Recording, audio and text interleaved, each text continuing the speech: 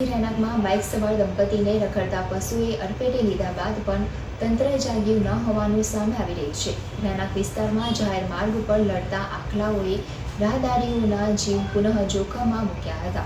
જીઆઈડીસીમાં રખડતા પશુને પકડવા કોઈ જ વ્યવસ્થા નથી. પાલિકા કે અન્ય સરકારી એજન્સી પાસે ભાડે લઈ આવી પશુઓ પકડે તેવી રહીશોની માંગ છે.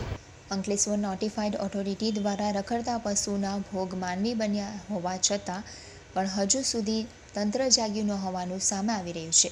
રહેણાંક વિસ્તારમાં હજુ પણ રખડતા પશુનો ત્રાસ જોવા મળી રહ્યો છે. સંસ્કૃતિ ફ્લાવર સોસાયટી પાસે સિટી સેન્ટરની પાછળની લાઇનમાં રખડતા બે આખલાઓની લડાઈ જામી હતી, જે માર્ગ ઉપર પહોંચી હતી અને લોકોના જીવ અદ્ધર થઈ ગયા હતા. તો અન્ય એક માર્ગ ઉપર પશુઓનો અડિંગો જમાવી દીધો હતો. આ વચ્ચે વારંવાર રખડતા પશુઓ વિભિન્ન માર્ગો પર આવી રાહદારીઓ અને વાહન ચાલકો માટે મુસીબત ઊભી કરી રહ્યા છે. ગત વર્ષે નોટિફાઈડ વિભાગ દ્વારા અંકલેશ્વર પાલિકા પાસેથી પશુ પકડવા માટે ટીમ અને વાહન લાવી પશુ પકડ્યા હતા. જો કે આ વખતે આ પરત્વે તેમની અનદેખી જોવા મળી રહી છે. રહીશોની વારંવાર રજૂઆત છતાં પણ અનદેખી કરી રહ્યા છે.